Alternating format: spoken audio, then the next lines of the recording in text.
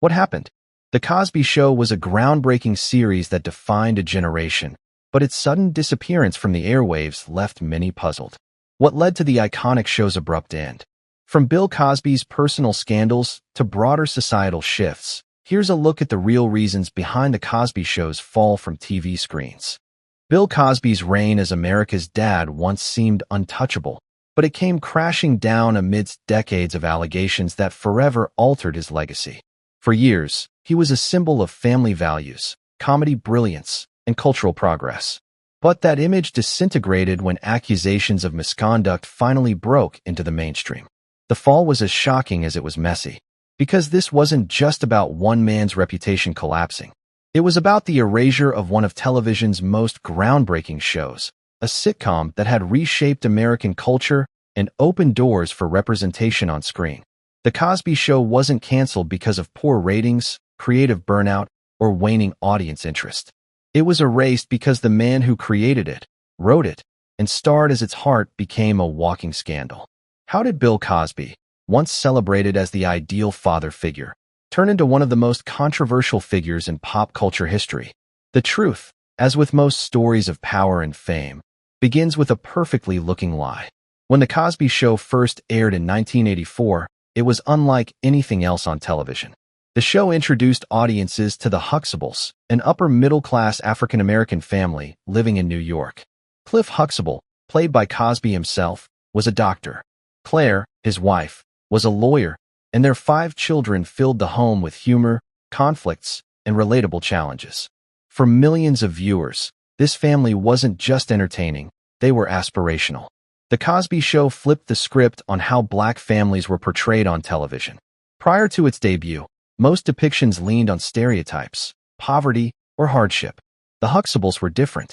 Educated, professional, happy, and thriving in a comfortable home. Their success and intelligence challenged ingrained assumptions and offered audiences a fresh picture of what a black family could look like on primetime TV. Cosby drew much of the show's inspiration from his own life and comedy career. His stand-up routines often centered on parenting, family life, and the everyday absurdities of raising children. He wanted the sitcom to make people laugh, but also to teach valuable lessons about responsibility, education, and family values. Early on, he considered making the parents hold working-class jobs like taxi driver or electrician, but he eventually elevated them to doctor and lawyer. This was more than just a creative choice. It was a statement. By giving the Huxtables prestigious professions, Cosby sent a message that black families could embody success and achievement on television in a way that mainstream America wasn't used to seeing. The show was filmed in New York, and exterior shots used a real house to create authenticity, which made audiences feel that the Huxtables could be a real family living in their neighborhood. Casting the family was equally critical. Cosby personally selected the actors with great care, ensuring they fit his vision of the ideal sitcom family. Whitney Houston was even considered for a role, but her music career took precedence. Vanessa Williams was also in the running, but her duties as Miss America kept her from joining. Eventually, the chosen cast became iconic.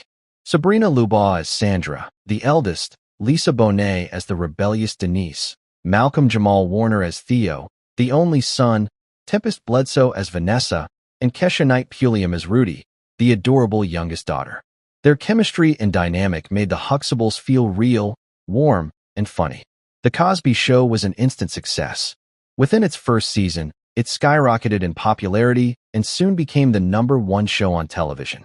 For 4 or 5 consecutive years, it reigned at the top, a feat few shows in television history have achieved. Its influence spread far beyond American borders. International audiences embraced the Huxtables as well, many seeing for the first time a black family portrayed with such dignity, humor, and prosperity. The show won countless awards and accolades, and Cosby's portrayal of Cliff Huxtable became iconic, especially his trademark colorful sweaters, which became a cultural trend of their own. Families tuned in weekly, not just for laughs, but also for lessons on education, responsibility, and resilience. The sitcom had become more than entertainment. It was a cultural milestone. Yet, behind the laughter and polished family image, shadows loomed. Decades later, allegations against Bill Cosby began to surface. painting a picture far different from the beloved father figure he portrayed on screen. Starting in the early 2000s, women began coming forward, accusing Cosby of sexual misconduct. They claimed he had drugged and assaulted them, some accounts going back decades. At first, many dismissed the accusations or didn't take them seriously. Cosby's clean image and towering reputation seemed untouchable. But the tide turned in 2014 when comedian Hannibal Buress referenced Cosby's alleged crimes in a stand-up routine. The clip went viral, reigniting public discussion and emboldening more women to share their stories. Soon, more than 60 women had come forward with strikingly similar accounts, sparking a cultural reckoning. By 2015, Cosby faced criminal charges connected to a 2004 case. His first trial ended without a verdict, but in 2018, he was convicted of aggravated indecent assault and sentenced to 3 to 10 years in prison. The conviction sent shock waves through the entertainment world. Here was a man once hailed as the epitome of family values, now revealed as a predator. In 2021, Cosby's conviction was overturned on a legal technicality, and he was released. Still, the damage was done. His reputation was irreparably shattered, and the allegations continued to overshadow any contributions he had made to entertainment. For many, the crimes could never be separated from the art. The fallout spread to The Cosby Show. Once a staple in syndication, beloved by generations, it was suddenly toxic. Television networks pulled reruns, streaming platforms scrubbed episodes, and the show became nearly impossible to find legally. A sitcom that had once represented cultural progress now carried the stain of its creator's misconduct. For the cast, this meant not only emotional disillusionment, but also financial loss. Syndication royalties that actors had depended on dried up almost overnight, forcing some into difficult situations. But Cosby's crimes weren't the only controversies tied to the show. Even at the height of its success, tensions simmered behind the scenes. Lisa Bonet, who played Denise, often clashed with Cosby. Creative, independent, and unafraid to push boundaries, she resisted his control. Her photo shoots for adult magazines and her starring role in the provocative film Angel Heart infuriated Cosby, who wanted to maintain a wholesome image for the show. Their strained relationship eventually led to Bonet being written into a spin-off, A Different World. Though marketed as Denise's college journey, many suspected the real reason was Cosby wanting her off the main show. Later, Bonet reflected that she had always felt something was off about Cosby, though she hadn't fully understood why at the time. Other cast members also revealed troubling dynamics. Joseph C. Phillips, who played Denise's husband, alleged that everyone on set knew about Cosby's infidelities. While not everyone knew the full extent of his misconduct, whispers and rumors circulated long before the public reckoning. For many, this hindsight made the show's wholesome facade feel even more artificial. The cast's lives after the show varied widely, with some facing struggles that became tabloid fodder. Jeffrey Owens, who played Elvin, was photographed working at a Trader Joe's years after the show ended. Critics mocked him, but the acting community rallied to his defense, pointing out the instability of the profession and the fact that honest work should never be shamed. Sabrina Luboth expressed dissatisfaction with her role as Sandra, feeling underutilized by the writers. Malcolm Jamal Warner struggled with the direction of his later sitcom Malcolm and Eddie, which he criticized for perpetuating racial stereotypes. Kesha Knight Pulliam, beloved as Rudy, faced personal struggles in adulthood, including a bitter divorce that played out publicly. Even secondary figures connected to the show had complicated paths. Nicole Leach, a guest actress, staged a topless protest during Cosby's trial, writing the names of accusers across her body. Raven Simone, who charmed audiences as Olivia, later sparked backlash for controversial remarks about race. And Stacey Dash, who appeared in a minor role, faced her own controversies with arrests and polarizing political statements. Lisa Bonet's post-show life also made headlines, particularly her high-profile marriage to musician Lenny Kravitz and the upbringing of their daughter Zoe Kravitz, who would go on to become a star in her own right. Despite all the turmoil, The Cosby Show's cultural significance cannot be denied. At the time of its airing, it broke barriers in how Black families were represented on television. It shifted perceptions, proving that sitcoms could portray Black households as educated, affluent, and aspirational.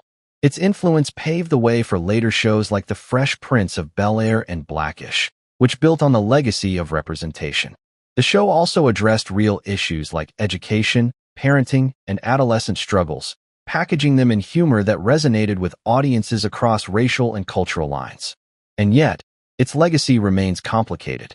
On one hand, it remains a groundbreaking work that reshaped television history. On the other, it was the creation of a man who used his fame and power to harm countless women. This contradiction has left audiences, critics, and even the show's own cast divided.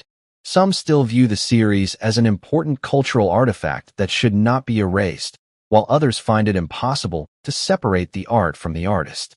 For many, the laughter of the Huxtable household is permanently tainted by the real-life darkness of its creator.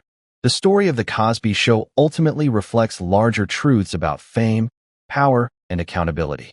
It is a reminder that polished images can mask disturbing realities, and that the actions of one individual can tarnish the work and reputations of many others.